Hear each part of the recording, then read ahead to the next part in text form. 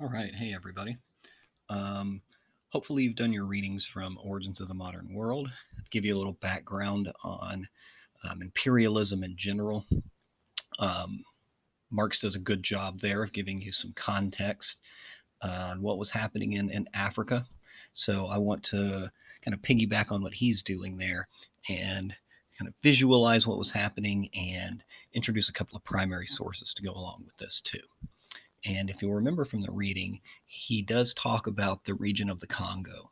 And that's pretty much what I want to focus on today is looking at this region in Central Africa that is affected by the actions of King Leopold of Belgium up here. A very tiny country, which will end up controlling a really quite large section of Central Africa. So, what we'll do is we'll kind of start with um, looking at how imperialism worked as a process in Africa through the Berlin Conference. I'll show you a couple of images of that. Then we'll get into King Leopold. We'll talk about Henry Stanley, who was King Leopold's agent to explore this region. And we'll do some comparison of some text that come out of the Congo in the late 1800s. We'll look at two accounts of the same event from very different perspectives. So, um, and in terms of, what do we want to get out of this in terms of objectives? We want to look at how these economic factors contribute to changes in the global economy, right? So we're thinking about the Industrial Revolution here. Always remember that Europe is this temperate climate. There's certain things that they cannot grow there, right? We talked about sugar in the past, cotton, rubber falls under that as an example too. It is a tropical plant. You've got two types of rubber. One is in Brazil, and you've got another type that's in Central Africa. Okay?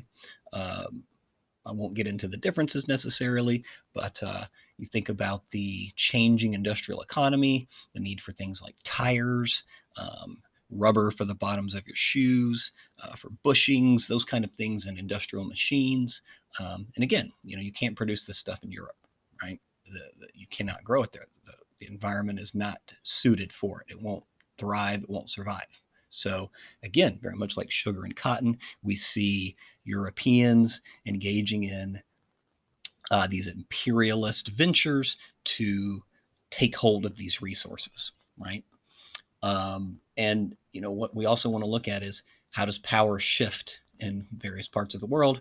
For us, we're going to look at King Leopold in the Congo, right, as kind of a case study example here. And that's where we'll bring in things like the Berlin Conference, which Marx talks about in Origins of the Modern World.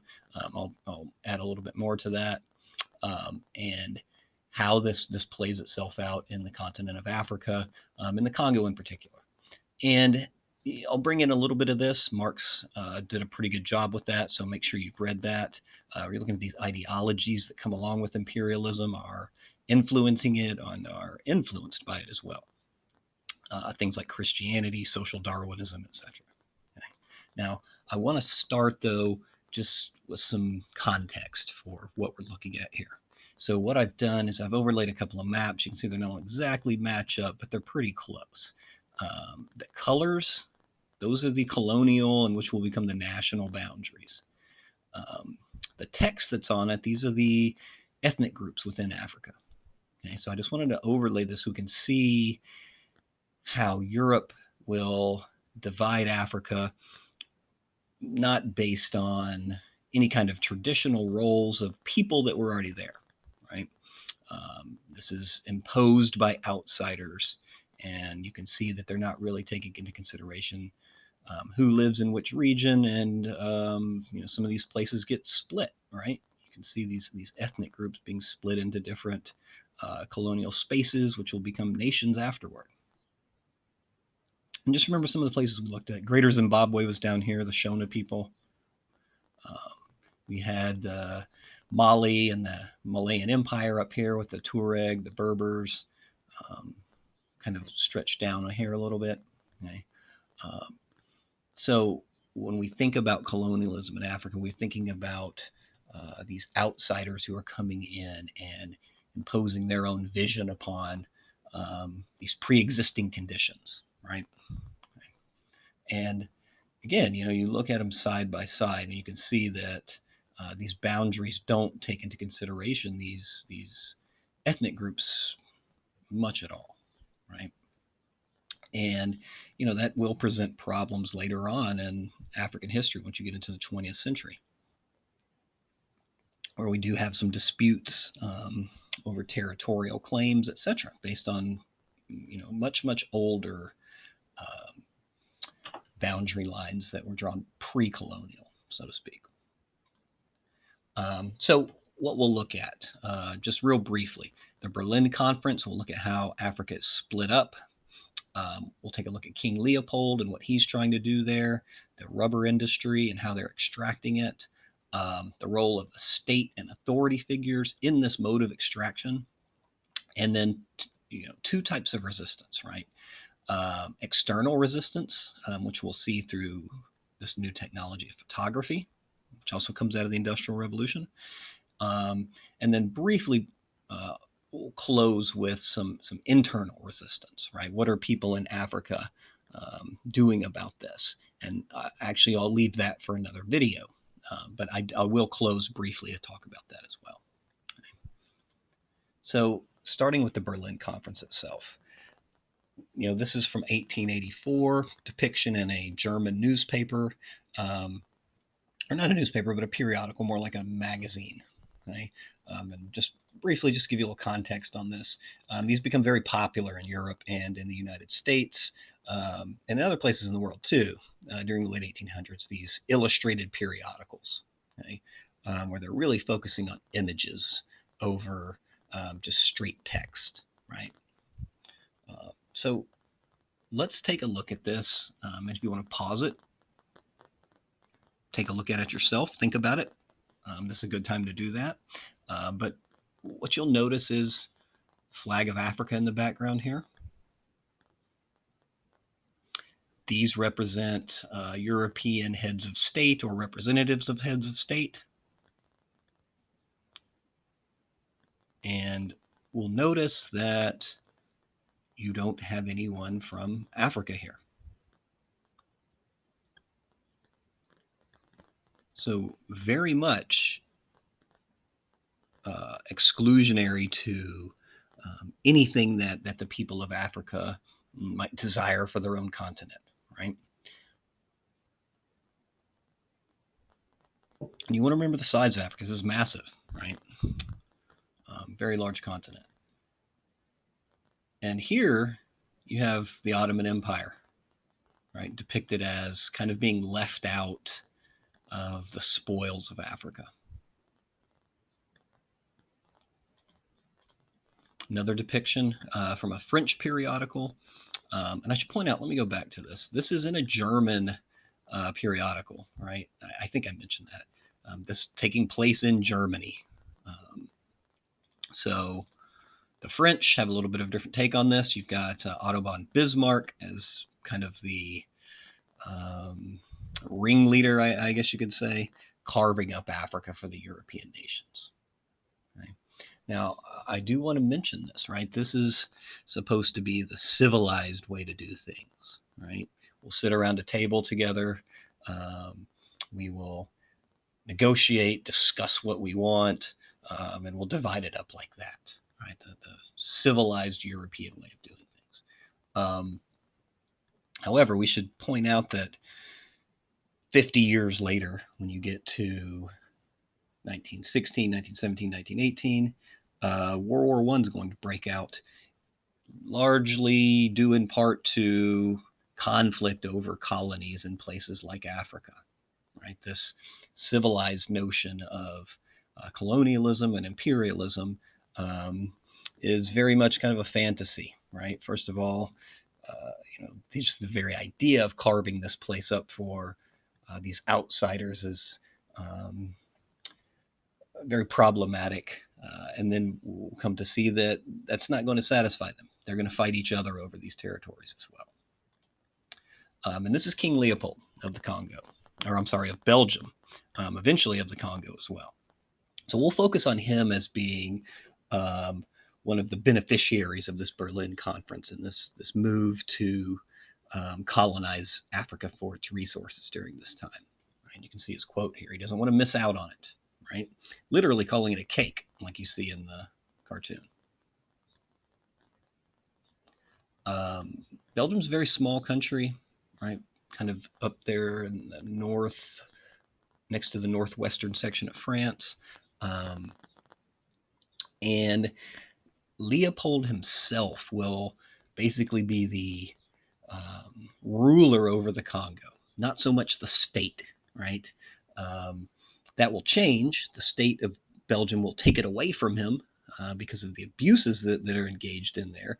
But in the initial stages, he basically rules this place as his own kind of fiefdom or plantation that he's running from Belgium. Okay?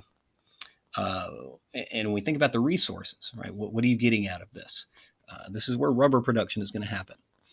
You've got tires now for bicycles and eventually automobiles, and like I said, other industrial uh, machinery, etc., needs these things too. Right? Um, Brazil was the original source where it's coming out of. Uh, Eventually, that'll shift to Africa, Southeast Asia as well. Okay? Now, the problem with rubber is it's a sap, right? It either comes out of a tree or a vine that grows on these trees. As you know, saps are malleable, okay, especially when you heat them. Okay, so they had to figure out how to make it stable. This process called vulcanization, where you essentially just mix sulfur with the rubber, okay, and that'll make it hard, right, and more impervious to heat. This is hailed as this wonderful European invention, but I do have to say that the people of the Amazon in South America had figured this out um, hundreds of years, if not centuries, before the Europeans figured this out. They were wearing raincoats made out of vulcanized rubber. Okay, so, like many inventions, there's often a historical antecedent to that. Okay, um, now how do you get it out of there, right? How do you get it to the consumers themselves as this final product in places like Europe and these other European settler colonies like Canada, the United States, um, South Africa, Australia, um, etc. Right? How do we get it to this stage where it is a tire? Right? Well, first you have to get it out of the jungle itself, right? And that's not an easy thing to do. Um, as your first step, right? I mean, we're talking about a uh, rainforest environment. Marx mentioned in Origins of the Modern World that there were these environmental factors that were preventing Europeans from getting into the interior, right? Things like malaria. Eventually, that's overcome with something like quinine. But then you've got the landscape itself that you have to contend with. So, what we'll eventually see happening is using the river, the Congo River, as a shipping lane, as well as trains and steamships. Okay? Now, before you get to that stage, though, you have to harvest it, right? And this is where indigenous people come in, okay? And they're harvesting in these baskets. Now, this is not an easy job. This is run by Leopold. His agents in Africa essentially run it as a plantation system. Okay, these are, um, in all but name, enslaved people. They're working on a quota system. If they don't make their quota, some pretty terrible stuff happens to you. And I'll show that to you here in just a minute. Now, once these folks have harvested the rubber, now you have to get it out of the Congo, right? Like I said, steamships, this new industrial technology will play a role in that. If you've read the book Heart of Darkness or heard of that by Joseph Conrad, it's referring to this very river. Right? There are several movies that were kind of based on that as well. Rail becomes an option too, right? You'll see railroads being constructed into the interior. You'll see a combination of river and rail to get these raw materials out of here, somewhere they can be processed and turned into tires and other industrial products. Now, as I said, the system itself is quite brutal. Um, it's enforced by uh, a kind of a militia group of people who are hired by Europeans to do the dirty work, right, and enforce this program of extraction on these indigenous groups. right? And we saw the map of ethnic groups, right? They don't all necessarily get along with each other. So you can play them off of each other. You can offer benefits to certain groups, right? Um, something we have to remember: Africa's, it's no different than any other place, right? It's not homogenous, right? You have all these different groups of people who have different motives for doing things, okay? And the enforcement of this by these militias, by these sentries, um, is very, very violent and intimidating, to say the least. Okay?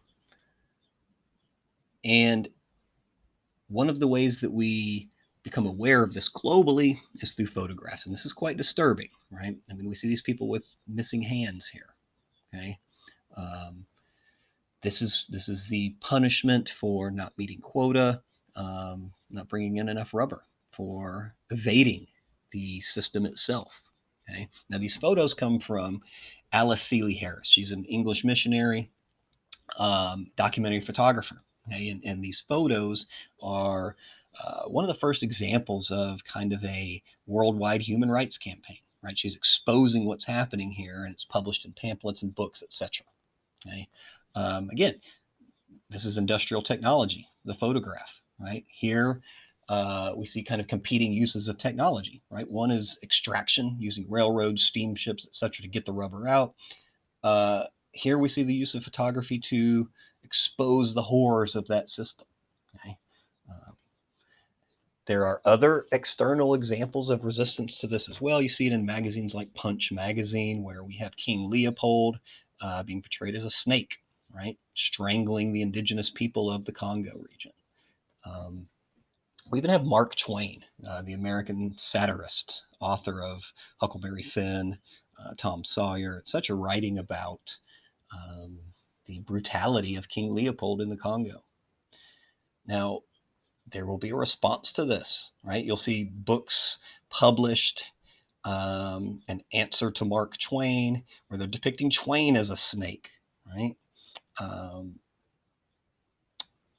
Look at the imagery that's being depicted here, the past, right? And they're using these kind of ideologies, these kind of social Darwinist ideologies, right? Before the Europeans got in here, it looked like this. The present, right? Industry, European style housing, right? Steamships going off, okay? Trying to promote this as progress for these people who have been suffering from the abuses of Leopold's um, extraction of rubber. Okay? Uh, and this is an interesting comparison we can make with U.S. history, right? This is something that Europeans are contending with today. Right? You've got statues of people like Leopold, which are now being taken down, very much like Confederate statues in the United States. Um, this is a phenomenon we see there as well. Okay? Now, to close this out, I want to look at a couple of primary sources here. Okay, and you'll have links to these, so you can read them and focus on this. Right, I want you to just explain what you think happened based on these sources. So we've got one from an African leader on the Congo named Mojimba, and then Henry Stanley, who was the guy who King Leopold hires to basically open up the Congo to um, extraction of rubber. So he's going to go in and explore the region, right? Now, these two sources are describing the exact same event, but what you'll see is they have very different recollections of what happened here.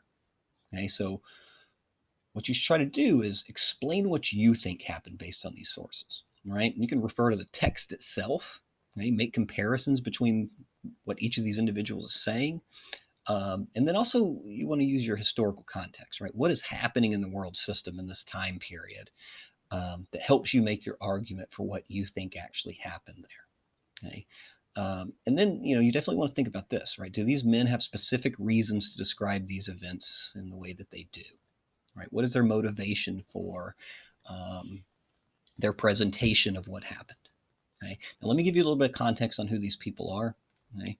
Mojimba, like I said, he's a leader of a group of people that resided along the Congo River. Uh, and his recollection that you'll read is based on a conversation or an interview that he has with a Catholic missionary, okay, um, who then publishes that. So something to remember is not only do we have industry coming in here to extract rubber, but we also have missionaries coming in here to extract souls, right? To try to convert people to European ways of thinking, European ways of spirituality. Right? Now, Stanley, like I said, he is the guy that's hired by Leopold to basically map out the Congo, and begin the initial stages of setting up this enterprise. Okay? Just to give you a little context on who he is, I pulled a couple of quotes from the book Through the Dark Continent, which is where the reading comes from as well. Um, just to give you an idea of how he's writing about himself and the people that he's encountering, right?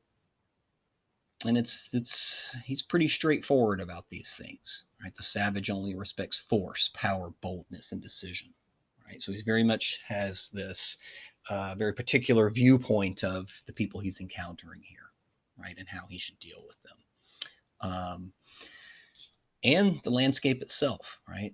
The Congo is a blank, a fruitless waste, desolate. It's unproductive, right? Which is interesting because it's literally one of the most biodiverse places in the world. So to call it a blank, a fruitless waste, is an interesting way to look at this landscape. Okay? And he says it's our purpose to fill this blank with life, right? Plant and sow that the dark man may gather, right? So from these initial stages, you see what's going to be set up here, right? And you can see it in the photograph too. Stanley has this this young child as his servant as he's doing this, right? To carry his things, to take care of him, etc. Right? So you get a little context on who we're dealing with here. So again, think about context when you're looking at these two gentlemen, right? And their recollections of what happened here. Okay? And like I said, I'll have links to these documents for you with these descriptions of what you want to do. That's on there as well. Okay? Now, next time, we'll look at resistance movements inside of Africa, right? So we definitely have this kind of global human rights campaign using photography, using writing for people like Mark Twain, but, all over Africa, we see resistance to colonialism.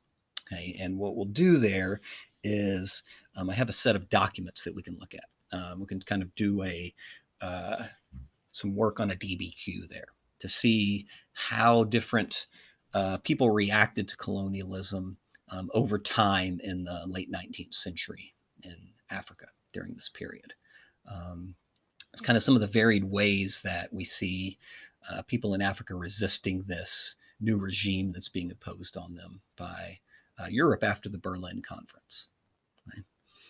So we'll stop there. Like I said, next time we'll take a look at this through some documents and a really interesting kind of children's story written by Jomo Kenyatta, who was a anti-colonial leader in Eastern Africa.